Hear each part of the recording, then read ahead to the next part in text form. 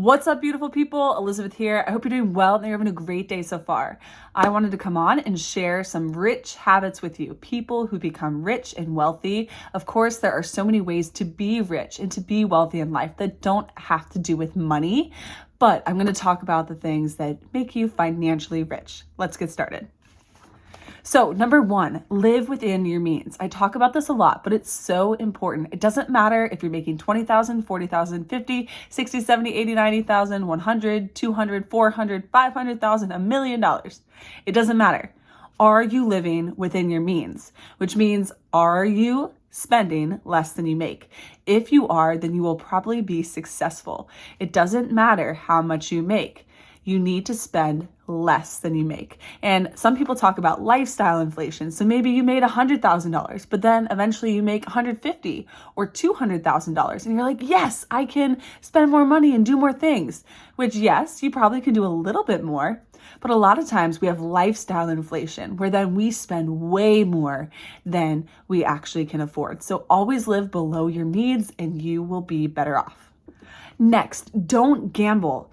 There is a statistic that says that every week, 77% of those who struggle financially play the lottery. Hardly anyone who is wealthy plays the numbers. So yes, some people do it for fun. They like playing bingo, etc. But you are taking a huge risk. And typically the odds are not in your favor, right? It can sound nice to win this huge jackpot or these big lotteries. It is so tempting. However, it's probably not going to pay off. So instead, invest your money in other things that can produce income producing assets that you can have investments that work for you, or you can even just save it in a high yield savings account. So make your money work for you. Try not to play the lottery or gamble. It probably won't be in your favor. The next one is to read. So you want to actually obtain information every single day. You want to take that in and put it into your brain and into your mind. 63% of rich people listen to audiobooks during their commute. 79% read educational and career-related material. 55% read for personal development, to improve and to grow as a person. 58% read biographies of successful people. 94% read about current events. 51% read about history. And only 11% reads purely for entertainment purposes. So what this can tell you is that readers become rich because you're getting information. Yes, you have to take action on that information and actually implement it into your life, but they're listening to biographies of successful people. I know I do that personally. I'm like, all right, here is a multimillionaire. Here's someone who's wealthy or happy. I do this with multiple topics, not just financial education and with wealth or entrepreneurs or successful business people. I'm like, what are the people that I want to be like? What have they done? And if they have biographies or a YouTube video or a podcast about their life and what they did, then I'm going to listen to it. I'm going to take that information in. I'm going to read about it. I'm going to learn, and I'm going to take those lessons and implement them into my own life. And if you do that, then it will hopefully help you to take steps to be rich and happy and wealthy, or whatever you had looked at, into your own. So definitely read. It can be an audiobook. It doesn't have to be you sitting here flipping the pages. It can actually be an audiobook. It also can be YouTube videos or podcasts. There's so many ways to get information, but as long as you are getting information about the current events, if you're getting information about people who have become wealthy, if you get information about financial education or about getting certain jobs, that is going to help you be successful. All right, so TV. How many of you like TV? How many of you like being on social media and just scrolling through? All right, that's okay every once in a while, but it's important to know that 2/3 of wealthy people watch less than 1 hour a day of TV. And almost that many, 63%, spend less than an hour a day on the internet unless it's job related. So spending your time surfing the web, watching Netflix and just hitting the next episode, you're not going to be doing things that will help you become rich. Now, if you want to do those things, great. And you already took time throughout your day in order to build those wealthy habits or exercise, spend time with your family, build your business, build your side hustle, whatever, then you're fine. And you can go, okay, I have 30 minutes or an hour to spend my time just watching Netflix. But if you think that you're going to spend 7 hours on your phone or scrolling social media or watching a whole movie or even 2 movies that isn't going to progress your life forward, then know that it's not going to progress your life forward. So if you're watching it for entertainment purposes, great. But if you want to become wealthy, don't do that too often and make sure you're doing other habits.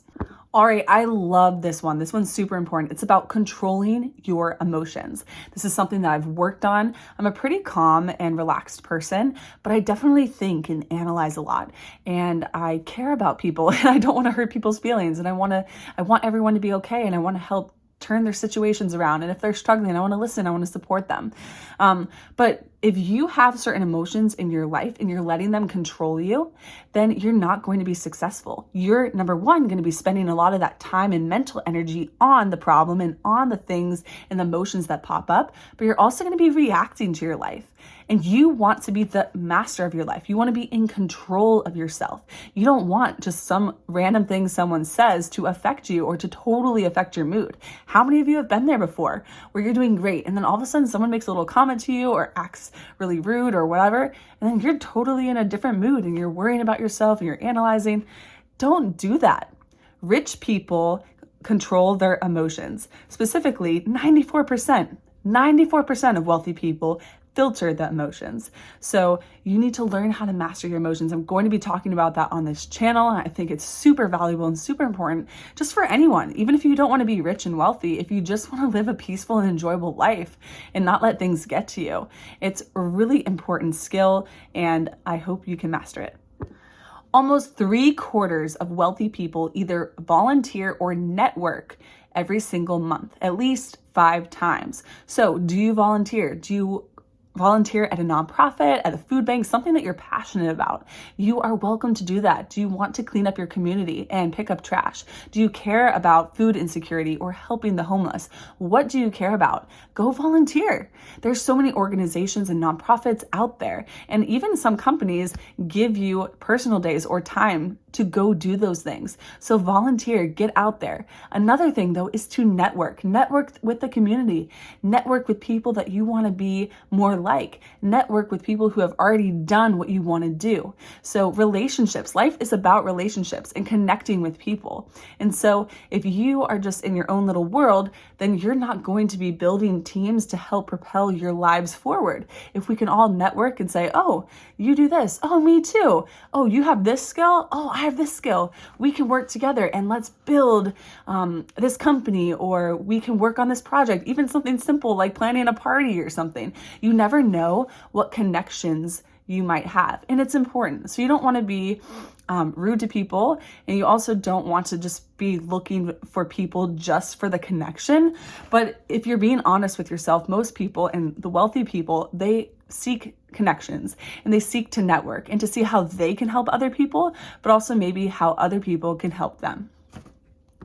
All right, another great thing that can help you to become wealthy is to not just do your job description. How many people get caught up in just doing the job? All right, that's important. At least you're doing your job. Great job there. But wealthy people go above and beyond. They ask their bosses and their employers, hey, what can I do to exceed your expectations? What do I need to do? What do you need help with? I know that's not part of my job description, but what do you need help with? Or, hey, I really want to be more involved in this aspect, or I kind of was having some ideas of how we can improve this. Do you have a few minutes so we could talk about this? Most people want you to show that you care and to invest time and energy. And yes, I know you might have other things or kids or things to do, but being that person and showing up as the best person you can and going above and beyond, it truly does make a difference. Also, if you own your own business or you're an entrepreneur, go above and beyond for your customers. It's the same thing. If you're in customer service or sales, how can you serve? That is what the main thing is here, is how can I serve? I know that was my school motto, was ut prosim. It's how that I may serve. That I may serve. I will serve. So how do we serve and we help other people? That is going to get you much further in life, and it's going to make you feel happy and enjoyable. I love it when I can help someone else. So step up and help other people and see what you can do to support them. Another thing is to set goals. So James Clear has an amazing book called Atomic Habits, and it's how to actually achieve a goal. I have a couple videos on my channel when I was first starting out, but I can do another updated video, or you can read the book. I highly recommend it. One of my good friends sent it to me, and I'm so grateful. It was such a great gift.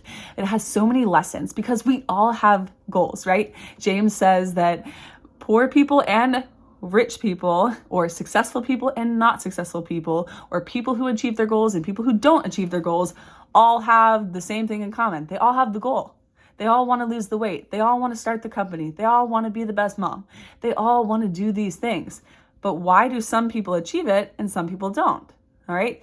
And so it's important to actually set a goal, though, and to have that intention and that vision and that goal for your life, but then to figure out, what do you need to do? What systems do you need to put in place? What cues do you need to have? There's these cues that are put into your environment that help trigger you to do certain habits. What habits are you repeating? Which ones are you not doing and that maybe you could do more of?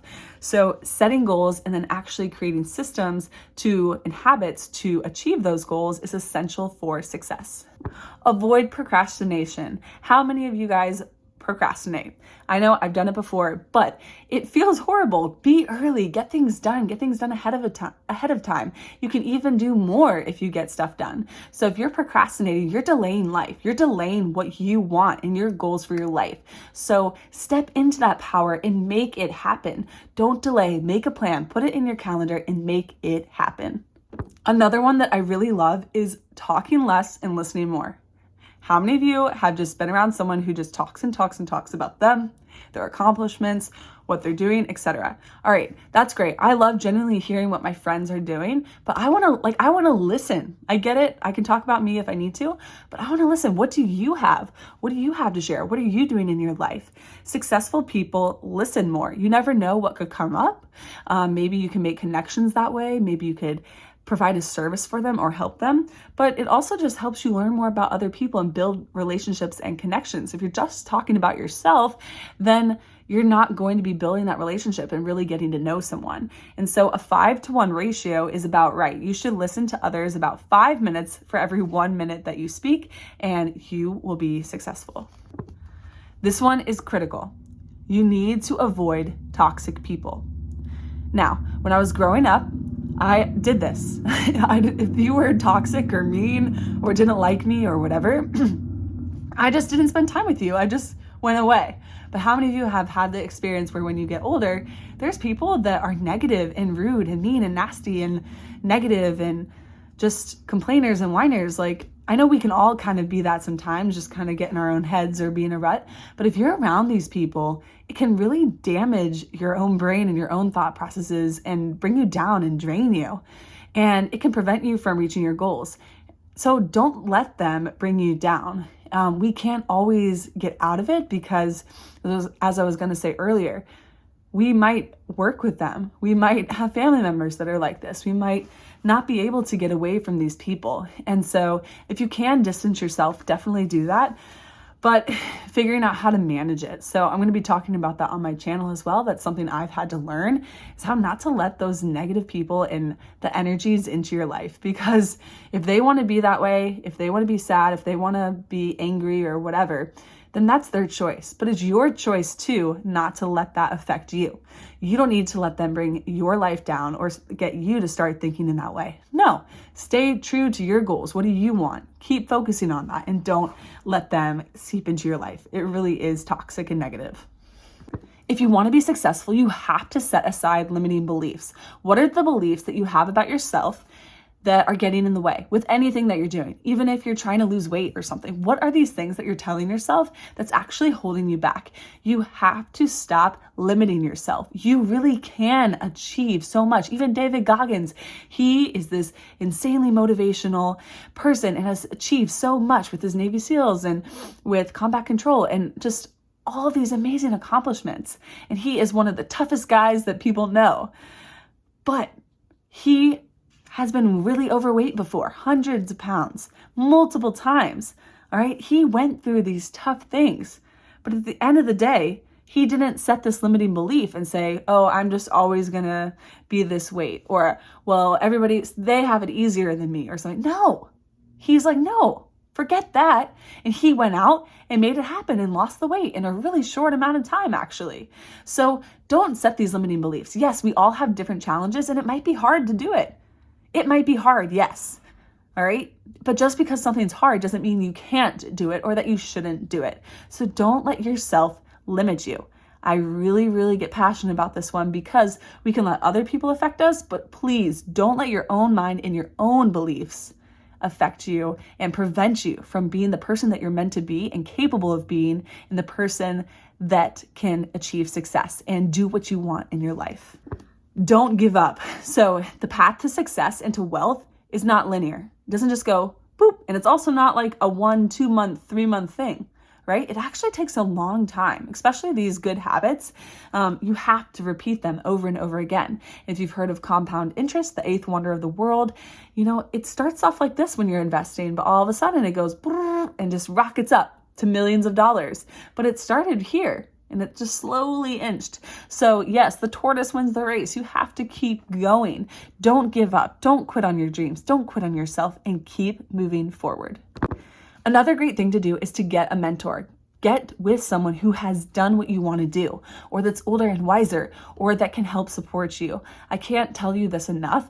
I've really benefited from other people who have shared the lessons that they've gleaned and that they've learned in their life and their advice, right? And so if someone's already been through that, they're a different person, but they can give you valuable insights that can help propel you forward. If someone's already built a $400 million business, go talk to them instead of just sitting there and you have never built a business and you're like, la-di-da-di-da.